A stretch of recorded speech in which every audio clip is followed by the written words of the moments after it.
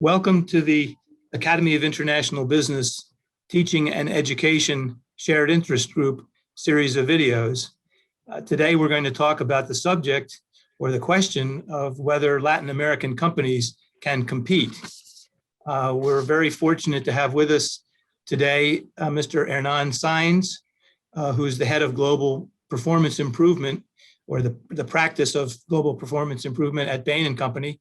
I want to tell you a little bit more about him in a second. And I'm Robert Grosse from the Thunderbird School of Global Management.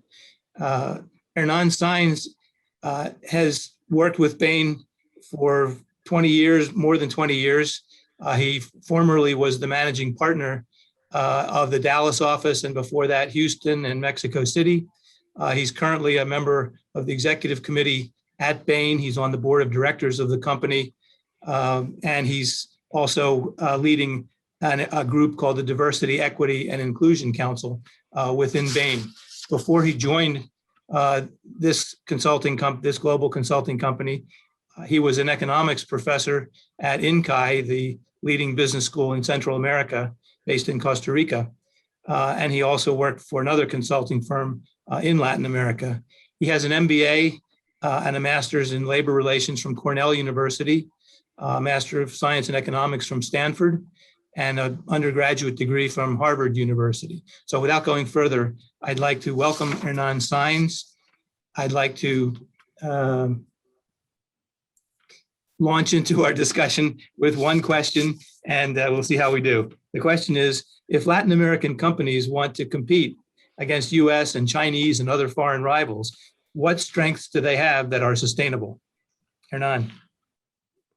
Thank you, Professor Grosse. Delighted to be here. Well, I'll start by recognizing that we're behind, right? That Asia Pacific has had most of the growth that Latin America could have had. Why? They start with larger economies, larger populations, larger local markets. They've done big infrastructure investments. They have tech, and now they have a first mover advantage.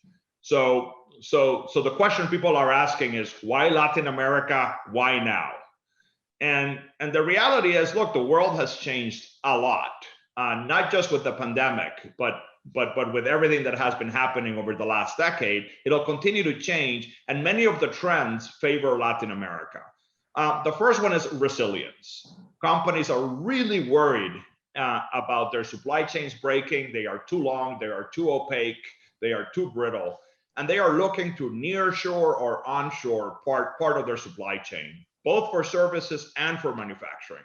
Latin America is closer. That is a source of competitive advantage. The next big change is speed to market.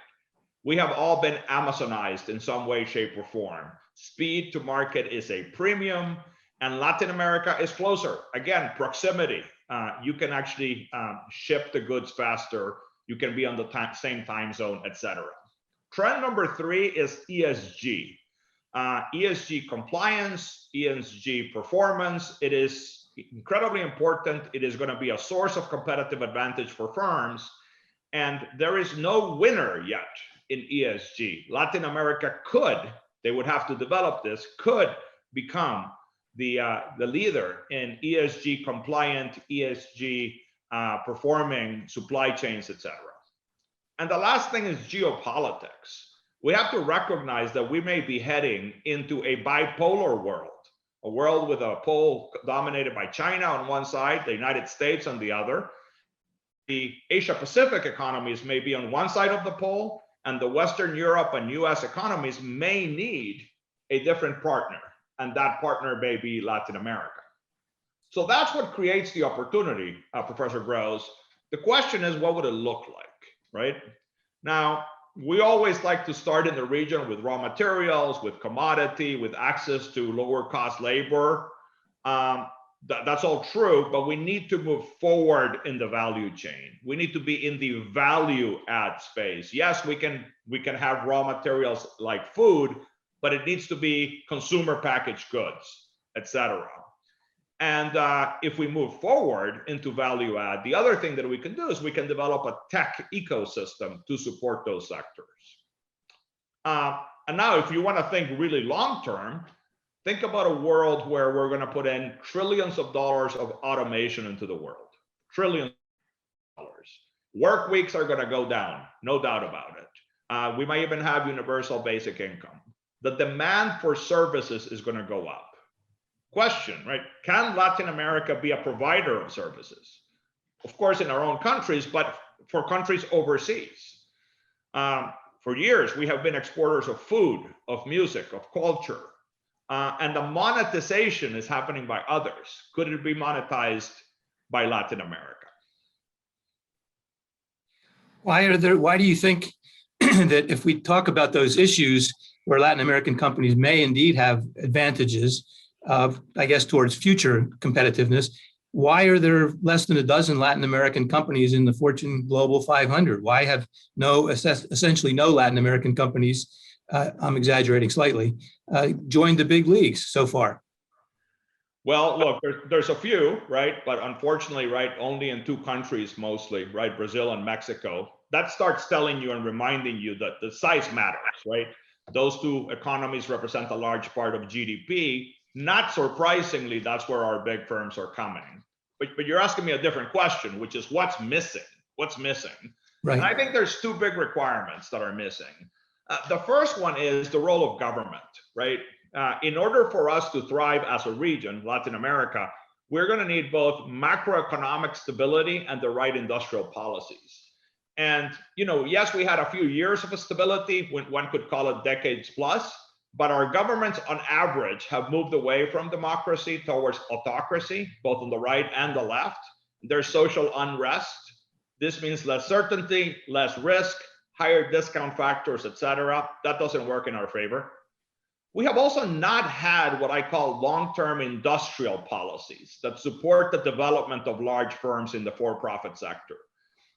Investing in physical infrastructure, technology infrastructure, the right labor programs, creating the right skills, creating the right markets to make financial capital available. In fact, right, if you study countries specifically, you find a few countries where middle classes have grown dramatically, but not because we created a large private sector, because we created a large public sector. Mm-hmm. If we do that, we're not going to grow. That's requirement A. Requirement B is not the government. It's the business infrastructure. And you also need the right set of conditions, right? Do we have enough of the private capital flowing to the right areas? Did we put enough technological capital to scale firms? Do we have the right entrepreneurial culture? And I think Latin America is missing one ingredient, a culture of scaling. We have to dream big, we have to go big. Now, ultimately, right, if you get macroeconomic stability, long-term industrial policy, and the right business infrastructure, you will create really big firms, and more importantly, sectors around them.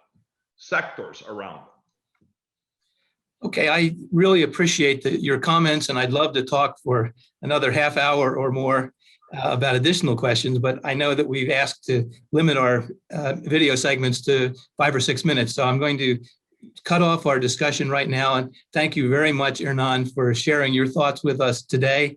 And I look forward to seeing your video on the AIB set of productions. Thank you very much. Thank you, Professor Grosse.